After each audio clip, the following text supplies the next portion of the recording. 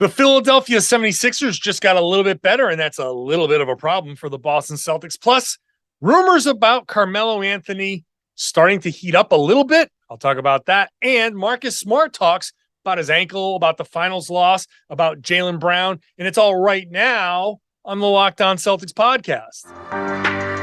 Be ever ready. Recognize the city of champs.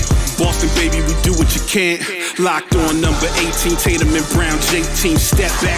We gon' wet that and slay teams. Of course, the Celtics, who else could it be? Screaming like KG with the Larry O.B.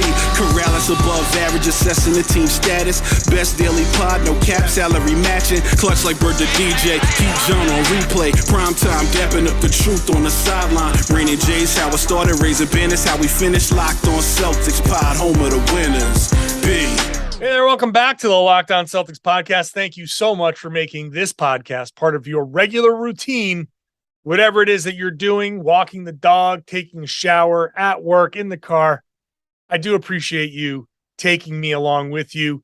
Gonna go back to daily 5 days a week. That's kind of the hallmark of this podcast. Free, fresh, daily podcast, Monday through Friday. That starts up in just a couple of weeks because training camp starts up in a couple of weeks. So we'll be back. I'll be back Monday through Friday, but 3 days a week right now, Monday, Wednesday, Friday, still a lot more content than you're going to get anywhere else. No other podcast is giving you this much Celtics over the course of August and September. I got you covered, though. I'm John Karalis. I cover the Celtics for Boston Sports Journal. I've written a book called The Boston Celtics All-Time All-Stars, and I'm heading into year 16 covering the Celtics. Coming up later, Marcus Smart talks a little bit about a few different things. Carmelo Anthony as one of the options to replace Danilo Gallinari, gaining a little bit of steam, but we'll start in the first block here about Montrezl Harrell going to the Sixers. First of all, I do want to say I am dropping this podcast a little bit later than usual because I stayed up to watch both the Connecticut Sun stay alive. Very happy about the Connecticut Sun staying alive for one more game, a do-or-die Game 5 to go to the WNBA Finals. They trounced Chicago at home. I wish I could have gone to that game. I love going to the Connecticut Sun games. I'm telling you, man, you're missing out. You really are missing out if you're not checking these games out live. And the tickets are cheap. They're cheap. This was potentially their last home game and a chance to stay alive in the finals. And people are sitting courtside for like $50.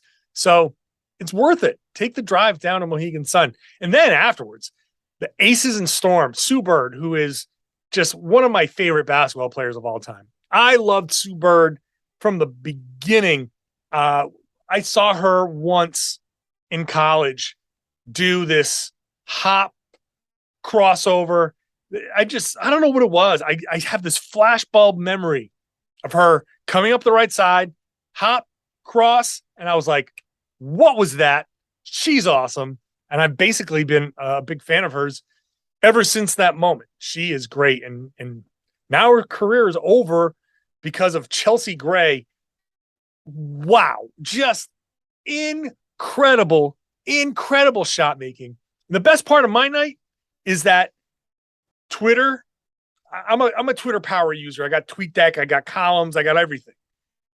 Everything was about that Aces and Storm game. People were just mesmerized, loving that display, that back and forth. That fourth quarter was so awesome. Chelsea Gray's a beast, man. She went off, and basically that was it. End of Sue Bird's career. Awesome career. I can't say enough about legend, Hall of Famer, all of that. I hope that she does TV because she's awesome. But that was a hell of a game. And I know there's going to be a few of you who are like, stop pushing the WNBA. Stop shoving it down my throat, man. I'm telling you, look at all of your favorite writers on Twitter. Look at how many people enjoyed an awesome basketball game. All I'm saying is, and you don't have to watch it. I'm not telling you have to watch it, but I'm telling you that you missed an amazing game. That was great basketball. And whatever WNBA you thought you saw at the beginning, this isn't it. This game is so much better, faster, more physical. It's really a lot of fun. That's it. So I'll just leave it at that. That was awesome. It's not going to be fun watching the Sixers because they got Montrezl Harrell, and it's not the biggest signing in the world. But what have we been talking about all along here with the Celtics and the continually improving Eastern Conference? Cavs got better. Sixers are getting better. Brooklyn is back to, who knows what Brooklyn's going to be. We'll see. But their best case scenario is really damn good. There are a lot of good teams. And now just another element. Montrezl Harrell to the Sixers. No, he doesn't play a whole lot of defense, but he is an offensive spark plug. He's a former Sixth Man of the Year. He's a guy that can throw a real change of pace at teams. And when you give the Sixers another decent player that can maybe help Joel Embiid sit an extra 5 minutes a game, maybe take a couple extra games off, that's dangerous. That's dangerous. And for the Celtics, how does this impact the Celtics? Well, obviously, another piece of the competition, another opponent is suddenly getting better. And I'm not going to sit here and pretend that Montrezl Harrell is the difference between the Sixers winning and losing a championship, but he does make them better, and he does make things a little bit more difficult for the Celtics. You think about all of the things that have been happening around the East for, when it comes to the Celtics. The Cavs picking up Donovan Mitchell without giving up any of their real rotation players. Markkanen is he had a good year and he's doing well in Eurobasket, but they kept most of their key guys. So that becomes a tougher challenge. Philly becomes a tougher challenge. Milwaukee is a tough challenge. Miami, they didn't do much, but they're always just annoyingly tough. All of these teams, Toronto got a little bit tougher. All of these teams get a little bit tougher. And it's not that maybe any one of them becomes now so over and above what the Celtics are, where you say, oh, well, this signing made them the absolute favorite. No, the Celtics are still a favorite in the East. Their BetOnline released odds. First of all, number one in BetOnline's betting odds to win a championship. The best odds in the new BetOnline, most likely to make the playoffs. They have the best odds of making the playoffs. So everybody feels like the Celtics are the team to beat, or one of the teams to beat. So it's not like any of these moves push one team above the Celtics. Does this push Philly above the Celtics? How much does it move the needle? It moves the needle some, for sure, because Montrezl Harrell is good enough to score and eat up some minutes. But even if the Sixers shorten their rotation in the playoffs and Harrell is one of the guys that gets shortened out of the rotation, he can still do enough over the course of the regular season to make life easier for the Sixers and make life a little bit harder for the Celtics. The cumulative effect of all of these other teams getting better just adds a little bit more pressure. You're adding just a tiny bit more. It's like, if you've seen The Princess Bride, when Wesley is tied up to the machine and, it's each number is a year of life that the machine takes away. Well, it's like that. Each number, each addition to the other teams in the East is, it takes away a win, it takes away a potential for a higher seed. It just makes things more difficult.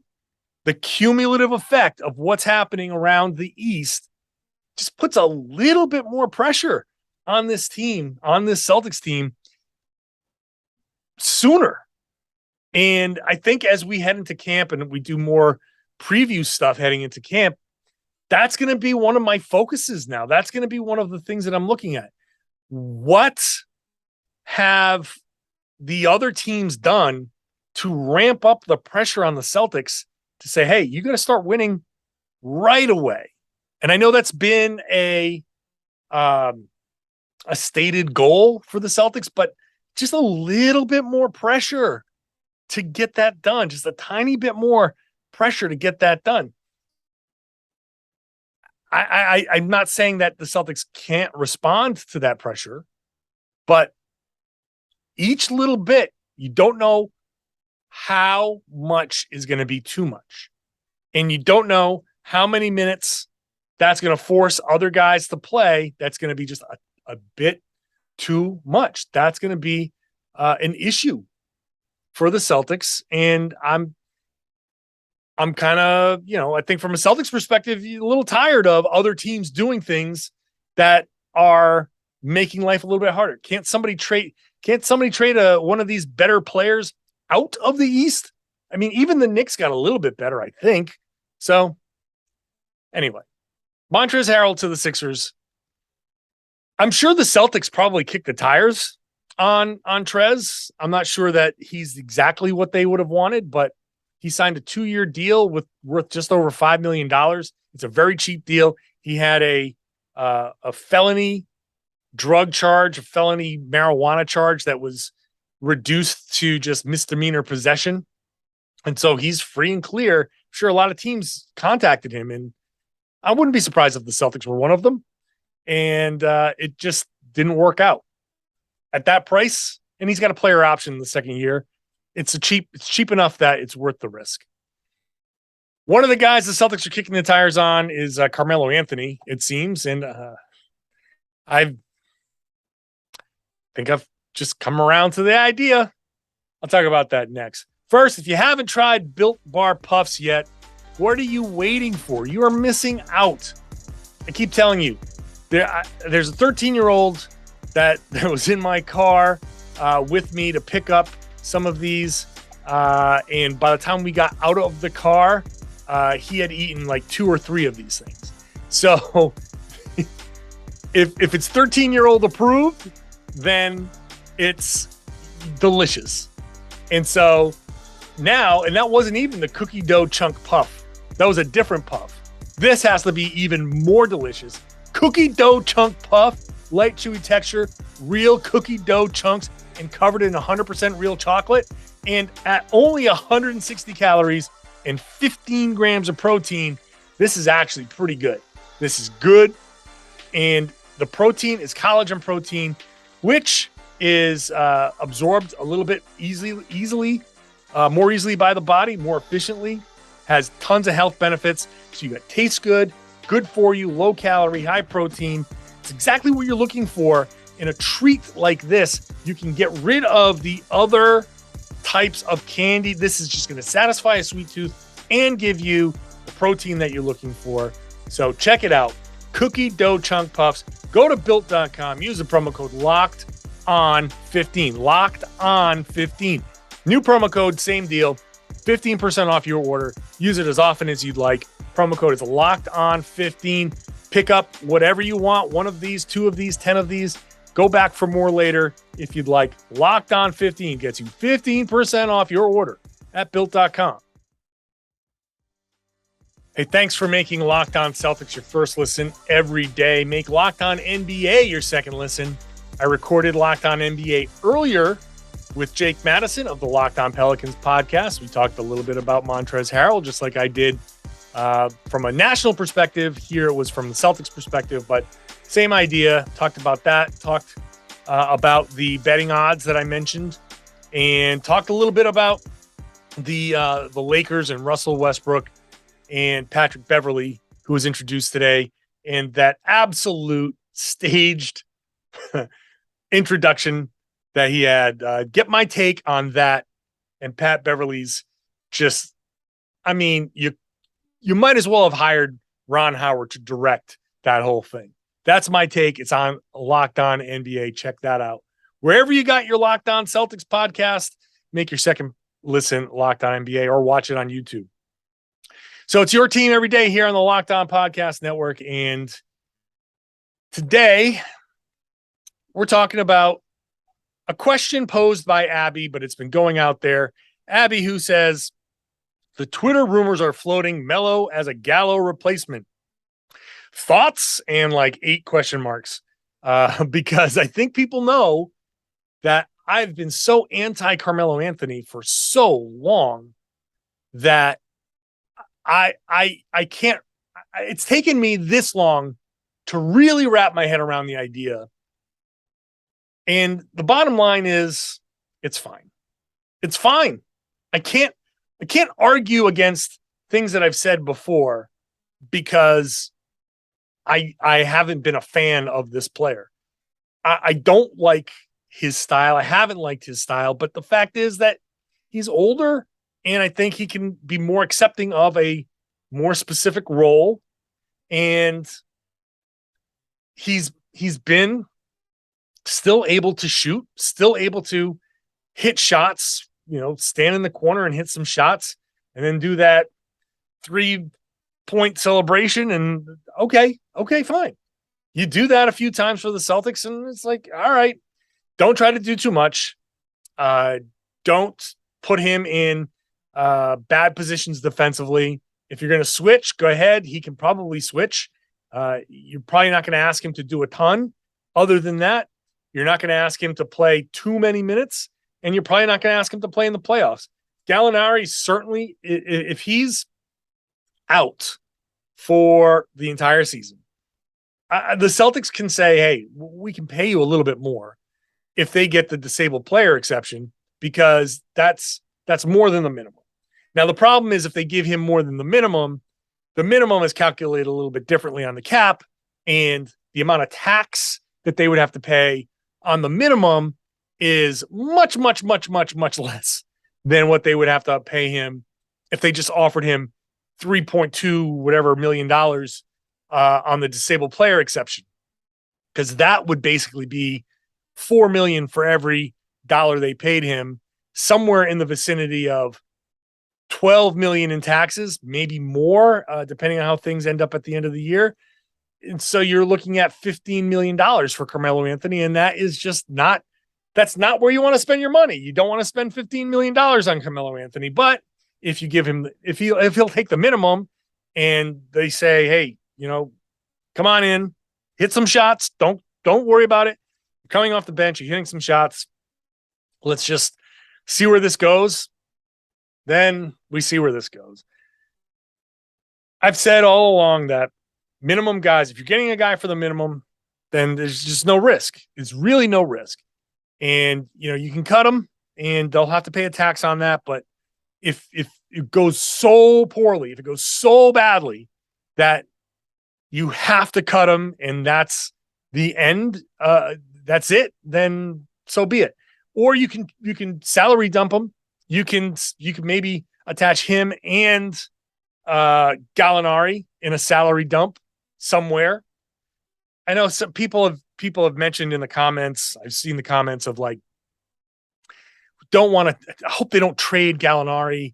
He took less money to sign with Boston. Like, yeah, sorry. If he's not going to be useful to the Celtics, and then next season he's not going to be somebody that the Celtics should expect to be any good, then I don't know. I don't know what else you do. You're not going to pay him 2 years and all this tax to do nothing, right? Like that doesn't make sense. So I think it's possible that the Celtics move Gallinari, and if they need to move Carmelo Anthony with him during the season, then so be it. You can come up with something, some sort of trade, whatever. That's all potential eventualities. Who knows? In the short version is, if it comes down to Carmelo Anthony during the course of the regular season, for what the Celtics need, a big guy who can shoot and doesn't play defense describes Gallinari and describes Carmelo Anthony. And, I had Antonio Daniels on the show last week, and he was really high on the Gallo signing. I was surprised at how high he was on the signing. I certainly wasn't that high. I thought it was a good signing, but I wasn't that high on it. Now you got to think that, hey, look, Carmelo's been around. He gets it. He understands. And hopefully the culture of the Celtics can be something that benefits him, and he can kind of help that. And I'd never seen him be like disruptive. So,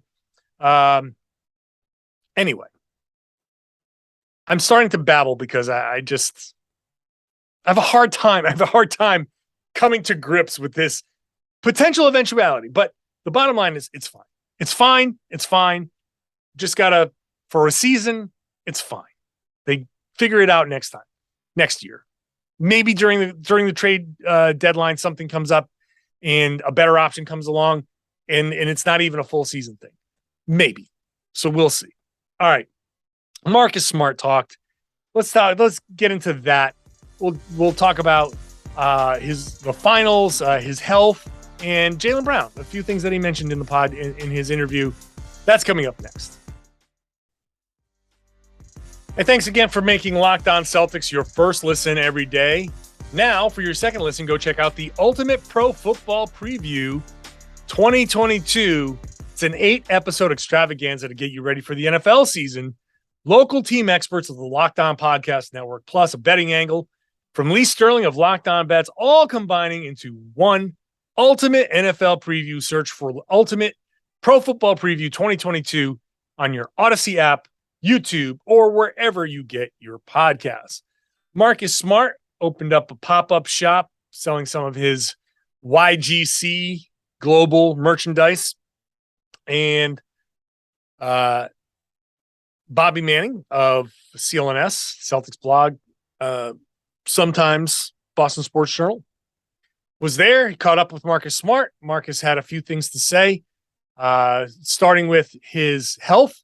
He said, notably, his ankle is feeling better, but it is still healing.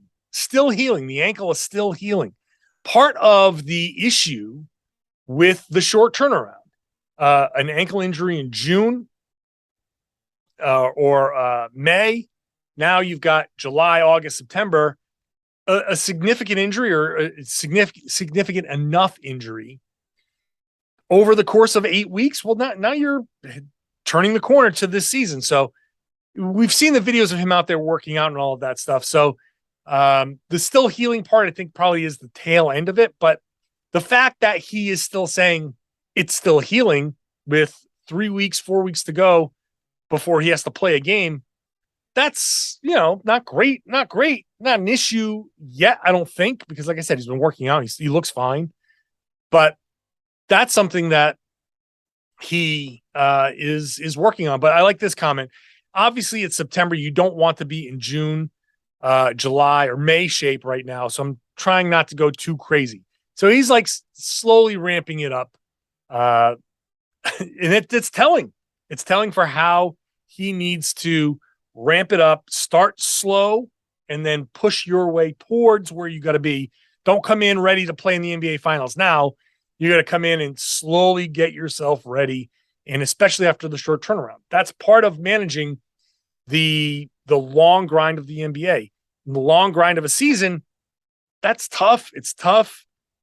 So doing it right in the offseason, you got to get your skills. You got to figure out what you're doing and what you're adding to your game and all of that, but also rest, get the proper rest. Because if you're not rested, then you're not going to play well and you could get hurt. And that's not something you want, especially for somebody like Marcus Smart, who has the potential to get hurt. He talked about the NBA Finals loss. I said, it's a lesson, but it's tough when you've got to take the lesson the hard way. We have to take the lesson the hard way.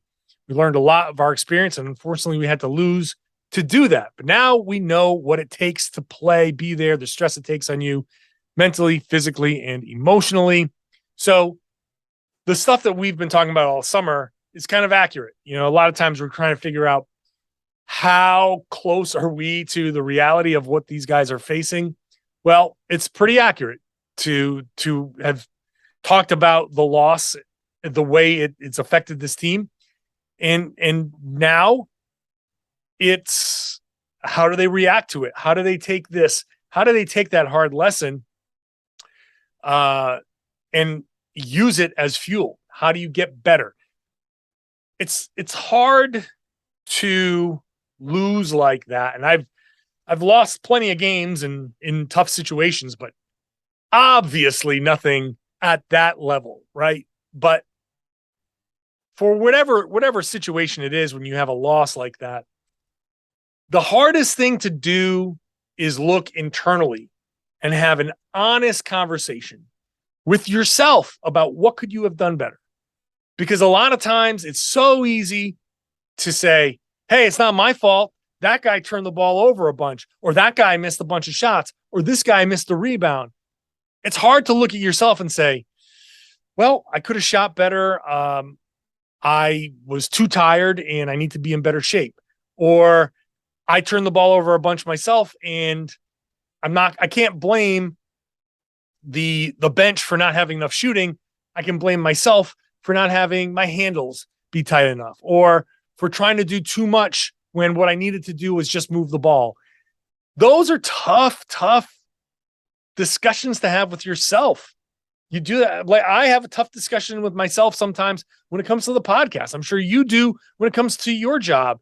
And if something screws up, and we all inevitably screw something up, you have to look at yourself and say, okay, what's my role in this? If something goes wrong, if you take an L, what's my role? What did I do? What could I have done better? And you have to put a lot of ego aside to do that. You got to put all of your ego has to be put aside to do that. So it's tough. You got to take those lessons to heart, and you've got to learn from them. So I'm very interested. It's one of the biggest questions of the season. How do they handle that? How do you handle the pressure? How do you handle the expectations? A lot of mental things going on with the Celtics. And finally, just a quick mention of Jaylen Brown, where Smart says about the rumors, he's handled it great. He walks around with a smile on his face. We haven't even mentioned it when we're together. We're just talking about the upcoming season, getting ourselves ready. But he's great. He's handling it as professionally as he can. And that's it. I think when it comes to Jaylen Brown, we have to understand, I think, that his attitude towards the guys on the team, the franchise, the city, in terms of supporting him and the things he's able to do, I think he's generally pretty happy. And any other thing that we've heard about Jaylen is manufactured stuff about, well, you can't be happy if you're the second guy, or he must be annoyed at the trade rumors, or everybody's talking about Jayson Tatum. That's gotta upset Jaylen Brown. Every person who's making those arguments has you're just trying to put maybe your own feelings onto Jaylen Brown. But what you don't have is the internal information of how he is in the locker room with these guys, how he is on the practice floor with these guys, how he is on the team playing with these guys, things that we never see and they never talk about, just how he is as a person around other people on this team. And I think from all accounts, and Marcus is another guy just adding a little bit to the pile there, he's generally good. He's good with it. He's good with where he is, and all the outside stuff is on the outside. So nice to see Marcus. Nice to hear from Marcus there. I'm going to end the podcast with a shout out to Mark Murphy of the Boston Herald. Actually, no longer of the Boston Herald. My man is retiring, and I'm just, it's one of those happy and sad things. It's like the Sue Bird thing at the top. Just a long legendary career, and you're happy for somebody going out on their own terms. I've said it a million times, probably said it on the podcast once or twice, but one of the things I truly believe in this industry is success in this industry means being able to go out on your own terms. That's what success is. When you're good, if only the best of the best get to say in this business, the media business, get to say, all right, I'm done. I'm retiring. That doesn't happen. It so mirrors the NBA in the sport that we cover. I've said that a ton. The media, sports media, especially the NBA media, mirrors the NBA so many ways, where so many of us end up just out of the game because nobody wants us anymore. You get fired or you leave a job and you overplay your hand and it's just not there for you anymore. The jobs aren't there for you anymore. And that happens to too many of us. What happens to so few, and in the NBA, you have really how many guys in the NBA, when you think about it, how many guys do you know that actually retired from the NBA? Who just retires from the NBA? It's not a lot of guys. It's the best of the best. It's the elite guys that get to retire. It's the legends of WNBA. It's the legends. It's Sue Bird who gets to retire. Most guys end up in the Enes Kanter boat where it's the games pass you by and you're like, no one wants me anymore. No one wants this on their team anymore. And that's jarring and it's hard to accept. And you start lashing out and making excuses. That's hard. So Murph is a legend who got to call his own shot and say, all right, I've had enough. I'm retiring. And so I got to personally thank Mark Murphy because when I joined the beat, I was just, kind of like an idiot blogger, idiot podcaster, just trying to learn the ropes of being around the team all the time.